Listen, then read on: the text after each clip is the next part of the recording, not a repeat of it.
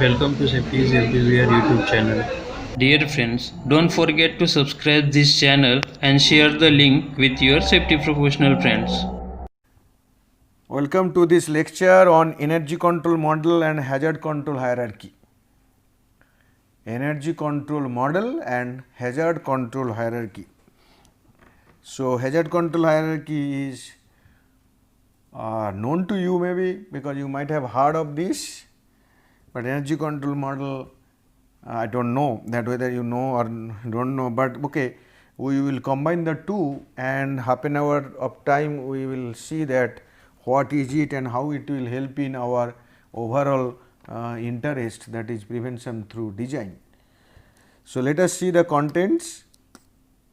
So, we will discuss energy control model, then followed by an example, and then hazard control hierarchy followed by two different examples. So, let me tell you the background here. Actually, what you want to do in safety engineering? In safety engineering, you have seen that there is hazard, and hazard ultimately leads to accident. So, that is basically potential risk and the realized risk. And as safety engineers, I told repeatedly that your job is to understand this path, and finally, you put barriers either in terms of prevention or in terms of mitigation, so that the path will be broken. If you put in terms of prevention, that is always better because it will not lead to the accident to happen. But there is the probabilistic view that everything is random, in some part will be random, not the totality. So, there will be some accident, and accordingly mitigation is also very important concept, and you have to give that mitigative measures. What I we are say mitigative measures must be there. So, now in this particular lecture we try to find out that how to come to those mitigative preventive measures, particularly or the mitigative measures, prevention and or mitigative measures. That is what is our job today. It is not that we will see that exactly the context specific preventive measures or mitigative measures. It is basically we are basically trying to give you some ideas or some principles, so that once you know the total path from hazard to the accident and also to the ultimate accident scenarios. So, then what will happen? You will be able to put the barriers in terms of the hazard control, and there is a hierarchy of control. Hierarchy means something is better than the others. If you go through the hierarchy, you will find out that maybe the top one is the best and bottom one is the least effective in terms of prevention or mitigation, as such hazard control. Okay. So, this is the background. Now, let us see the hazard control energy control model. So, let us take one example, suppose a car. Now, if a car at the parking plot. So, it is not on nothing. So, car at parking plot. So, it is zero energy state in the sense that there is no kinetic energy involved there. Only if you say potential energy with reference to mean sea level, that is a different part, but we are not going to that level of energy. So, here what we are saying that as it is not on, there is no engine running and there is no movement involved, this is our zero energy state. Like a machine is basically shut down condition. But if it is a pressurized storage vessel like ours, or what we have seen the pressure tank, where within the tank if completely discharged, then that is basically the zero energy state.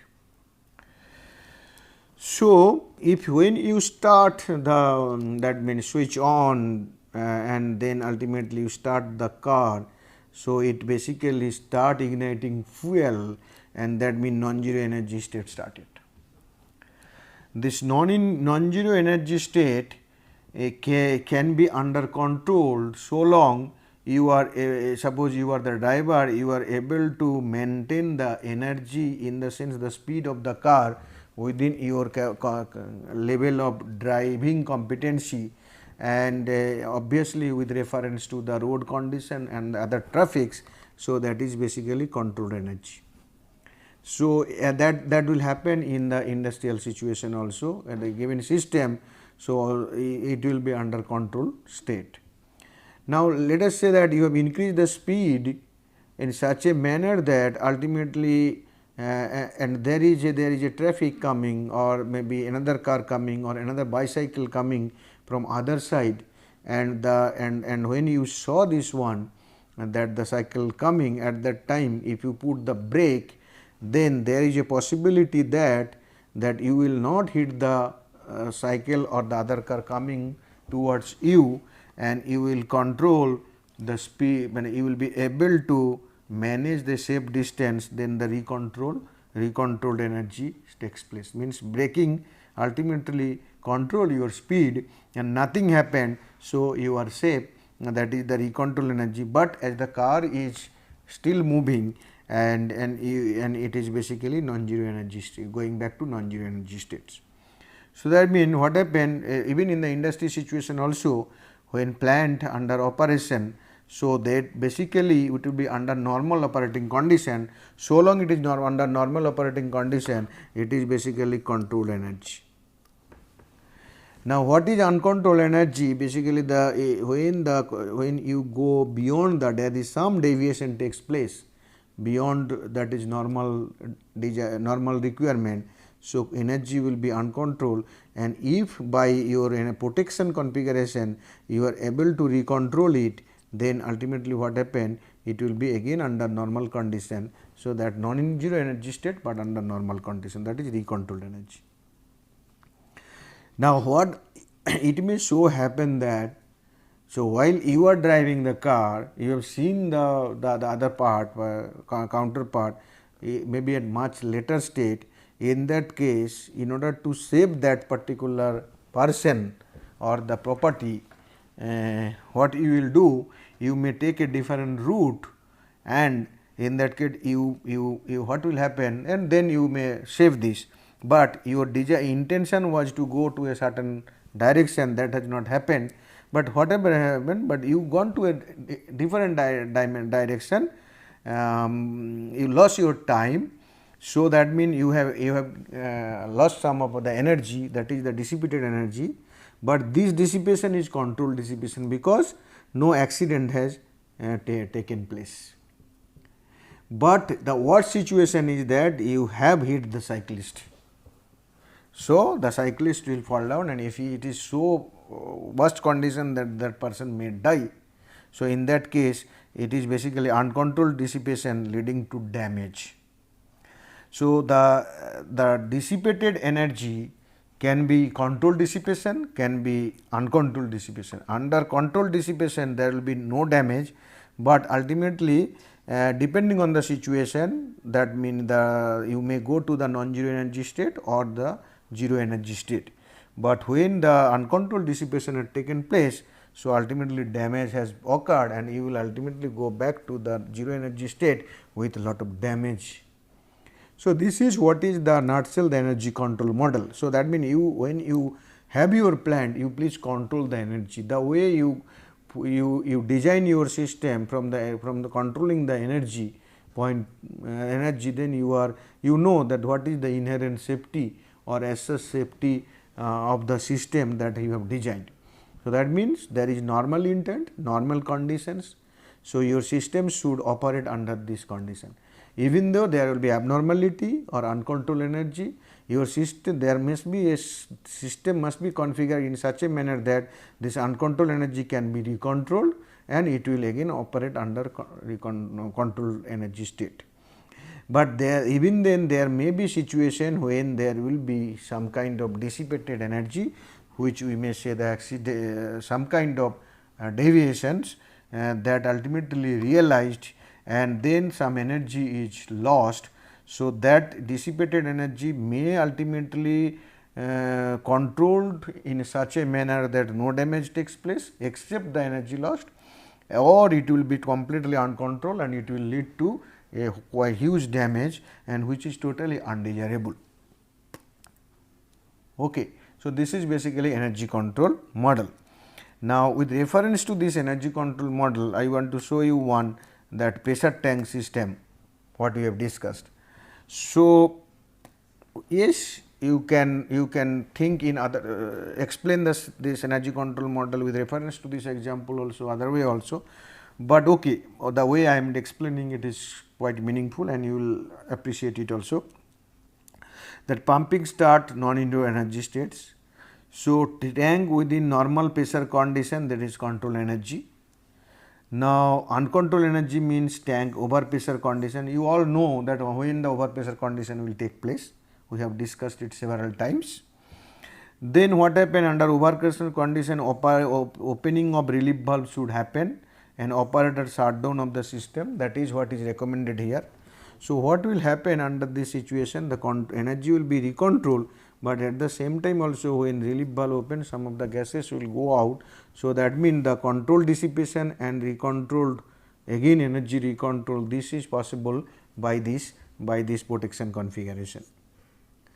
So, again that non-injury energy state means so long it is working within the timer set time, that is under normal condition. So, what will happen that when this operator relief valve and operator shutdown, this will fail. So, there will be ultimately, that means the control dissipation, recontrol of energy as well as control dissipation both fails, then there will be uncontrolled dissipations, means you are not able to bring down the pressure to the designed level, and over pressure condition it will persist, maybe pressure go on increasing, and under certain pressure tank rupture will take place, and this lead to damage to the tank, to the system, to the surroundings also. Okay. So, this is a simple example, but in your plant it will be a huge one.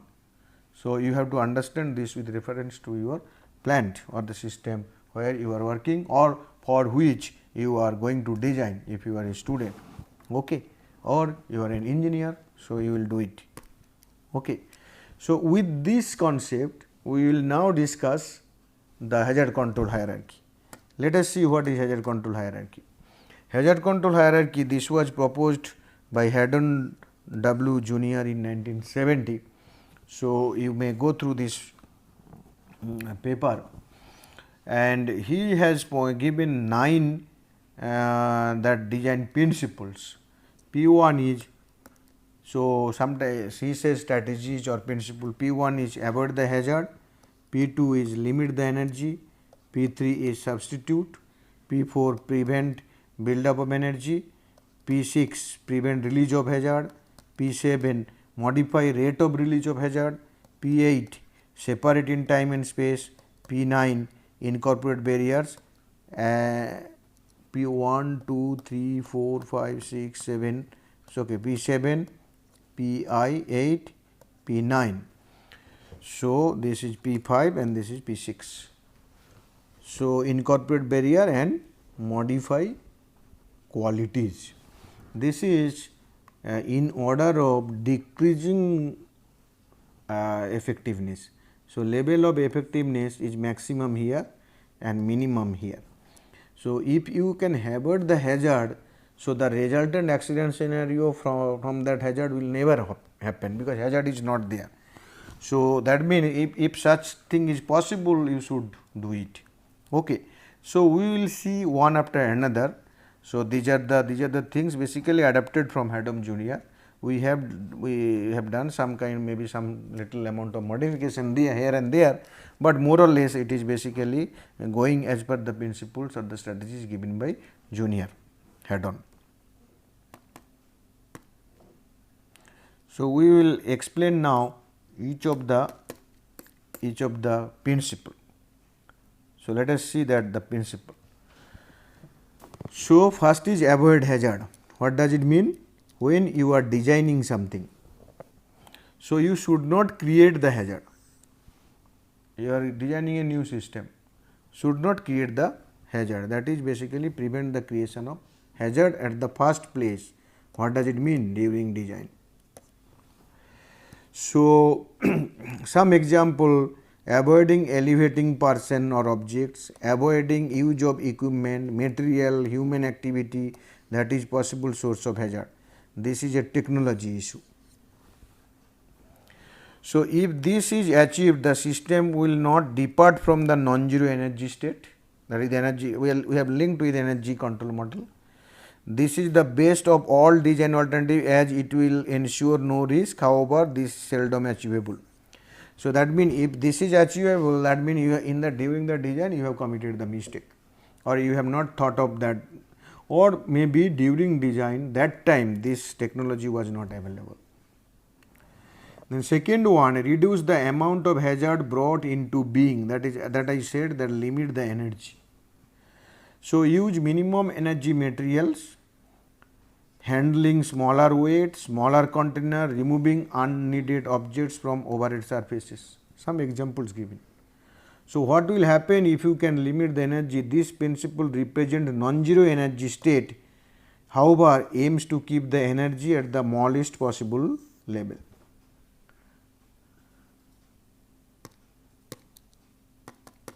Then let us see the third one, substitute. What does it mean?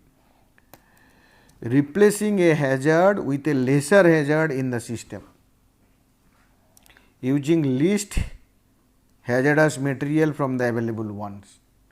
For example, suppose you are using nitrogen gas for some work, argon gas may do the same purpose.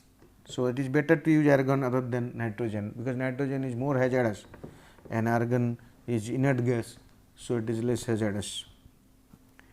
So, what will happen if you do this? Then this principle also represent the non-zero energy state, but again it tries to minimize the energy level. Then the fourth is prevent build up of energy, because the first three are, suppose first three not possible. Then you have to create a system in such a manner that the building up of energy like overpressure condition should not take place, like avoiding build up of high pressure, temperature, voltage, acceleration, potential energy, etc. Reducing operating speed, using regulators, governors, all those things, particularly for the pressure tank example. How do you prevent the build up of over pressure condition? So, you have seen that alarm, pressure gauge, operator, and then relief valve, operator, all those things, and timers, time set, all those things are there. These ultimately prevent build up of energy. So, this principle tries to maintain the energy in a controlled state as indicated in the energy model, although the energy in non-zero energy state. Okay. So,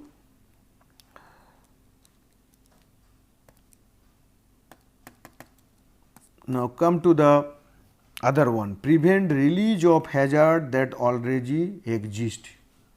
So, let me go back one after another. Avoid the hazard, most effective. Reduce the amount of hazard brought in to limit the energy.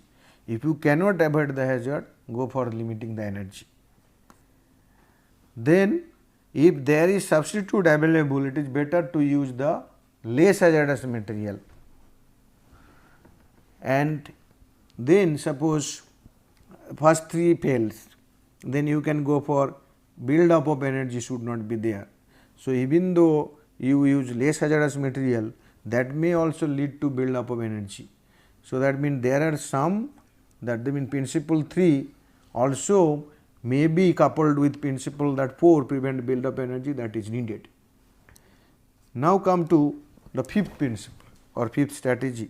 So, we are saying it is principle, prevent release of hazard that already exist.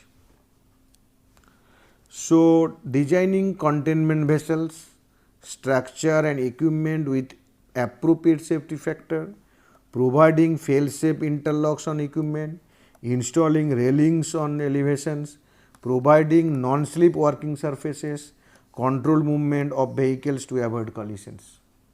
So these are the few examples. So you can add on it. So what will happen if we apply this principle? This principle maintain the energy in a control state, within control. Next is modify rate of release of hazard from its source. That means here you are preventing release, here you are slowing down the release. Okay, in P4 prevent build up of energy, P6 okay, even if build up it should not be released, that energy should not be released. Then 6, if it is to be released, then it's the release of energy should be slow. Okay. So providing safety valve, you have seen that relief valve, airbags in automobiles, etc. If there is an uncontrolled energy in the system, applying this principle will recontrol energy in the energy model. So see, ultimately this up to P5 what we are saying, that maintain energy in the control state. When going to P6 what we are saying, that it is basically uncontrolled energy state and you are basically recontrolling the energy.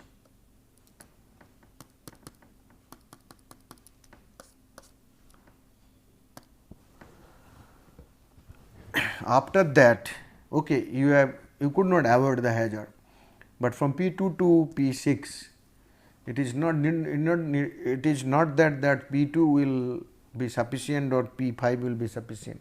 You have to understand the layers, or how many layers required. Okay, after that what happened, after P6 what happened? So it may so happen that whatever you do there will be the accident, but it will be in a much reduced scale, maybe once in a blue moon. Then even then you require to separate in time and space the hazard, that which is to be protected. So spatial isolation of hazard, for example, installation of hazardous gas storage in remote center of the plant. This is spatial isolation. Even if something happen, it will not affect the people there. Then temporal isolation, one is spatial isolation, another one is temporal isolation. For example, firing explosive in mine's face after removing all person from the concerned area. Providing remote control operation, ensuring that access during operation and maintenance require minimum exposure of persons. So this is basically separate the hazard from the target. If you can do this, then this is also a very good hazard control methodology. This principle tries to achieve controlled dissipation if the energy get dissipated after taking all possible care. Fine. So spatial isolation, what will happen, even though the accident takes place, as the targets are not available, if I consider human is the target, except the property which basically contain the hazard. So until they will be saved. So after P7, separate the hazard and that which is to be protected by interposition of material barrier, incorporate barriers, guards, fences, shields, walls, safety nets, all those things. In fact, we most of us understand by safety this. Okay, machine is not guarded properly. So when working maybe on the scaffold, there should be some kind of shield, or you may say okay, the particular location, the material where work is going on, hazardous work is going on, there will be barricades. So railway line should be basically there should be railings. So all those things. So and protective equipment. Most of the people understand that that sorry to tell that including so I can say most of us, not most of the people, most of us understand safety is this. But please understand, as per as hazard control hierarchy, its position is 8th position. So that means you have not thought of P1 to P7 as a safety engineer or safety manager or a safety professional or stakeholder for safety. You are thinking that this is my safety requirement. It is not correct. This is required, but previous 7 principles are more important than this. Having the other principle does not mean that you should not have 9th, that P8. It will be there because it is additional, it is the almost the last layer. And then P9, modify the basic relevant qualities of the hazard if possible. So, modify the qualities of the hazard that may cause damage or loss, modify shock concentrating surfaces, eliminate sharp corners, sharp edges, providing padding, cushioning, something like this. This principle also achieve control dissipation. So, if you see that there are 9 principles we have discussed so far. Now, P9 for P9 control dissipation, P8 control dissipation, P7 control dissipation,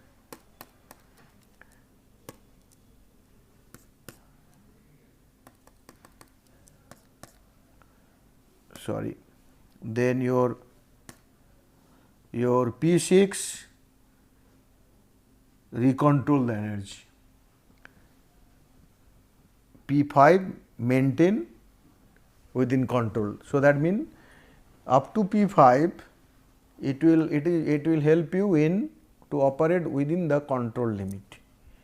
P6 that recontrol the energy, then P7, P8, P9 they are control dissipation. So ultimately that means accident has taken place or some undesired event has taken place.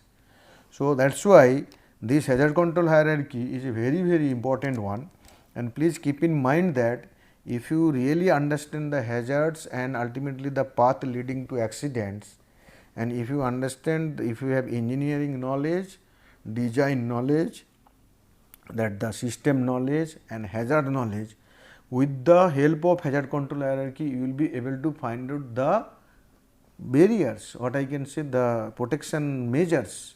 It will be from the prevention and as well as mitigation point of view. And I am expecting that there are many industry professional who may be that going through this particular course.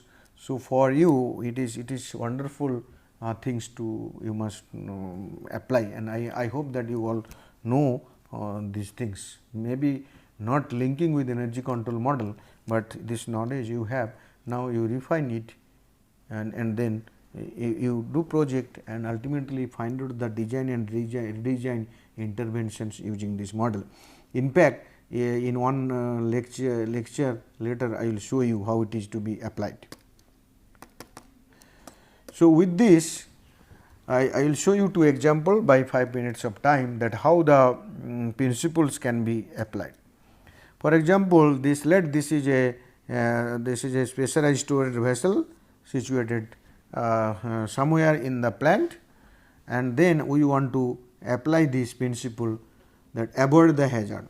Suppose we are saying that toxic gas, what is basically stored here, this is the hazard. Now the pressurized tank itself is also hazard, but we are basically considering one that gas, pressurized toxic gas storage. So toxic gas if you do not use, then toxic gas related complications will not be there.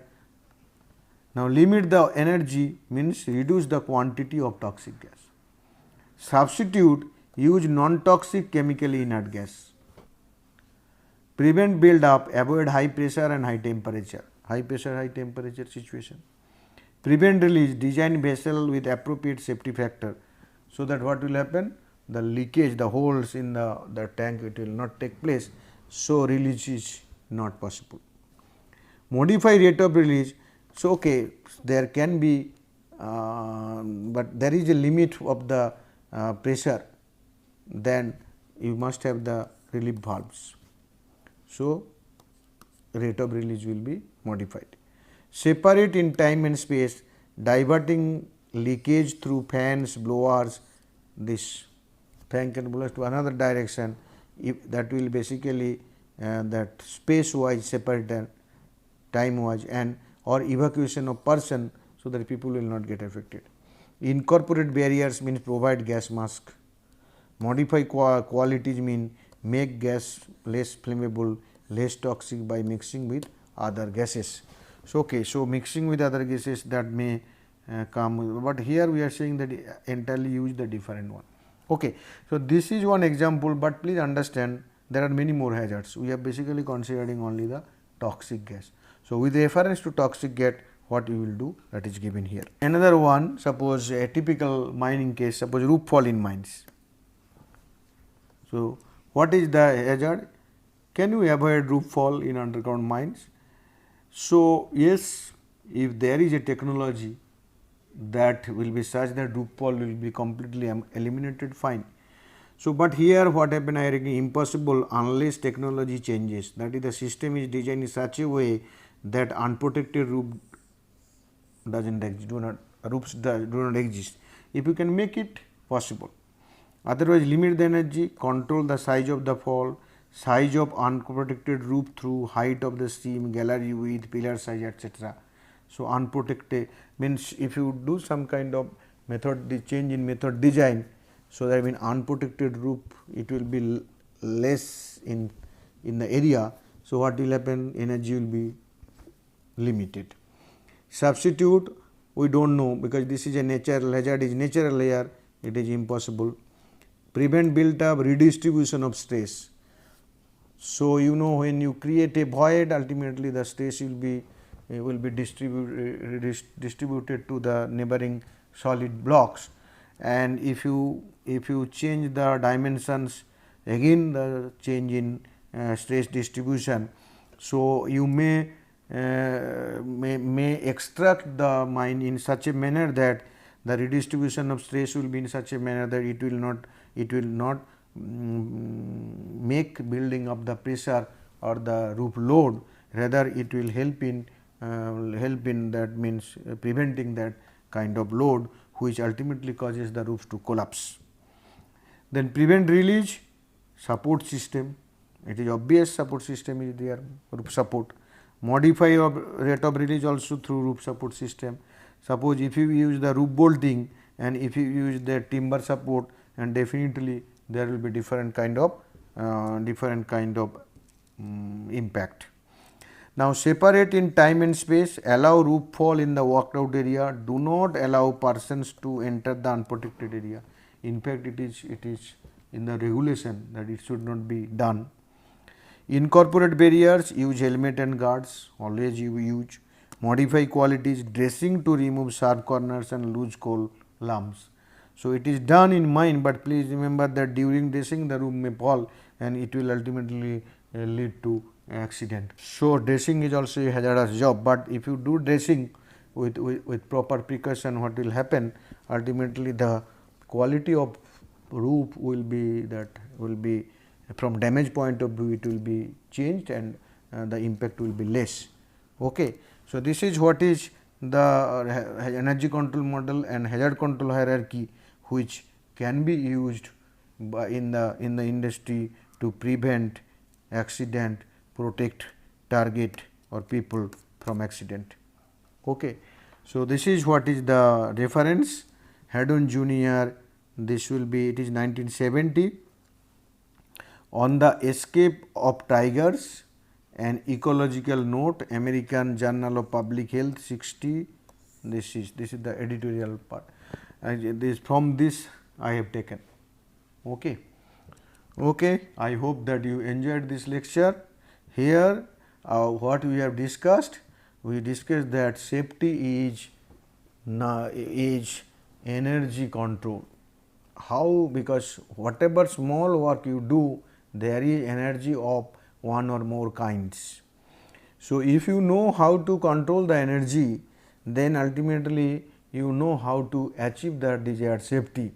So, that is why we have given you the principles or the philosophy of hazard control model and the principles behind it, and at the same time with the that hazard control hierarchy developed by Haddon W. Jr., we linked with the energy control model, and we have shown you the 9 principles and how those principles can be applied in real world situation. So, this is a very important concepts for all safety engineers, and in later class we will see that use of this in designing safety related intervention. Thank you very much.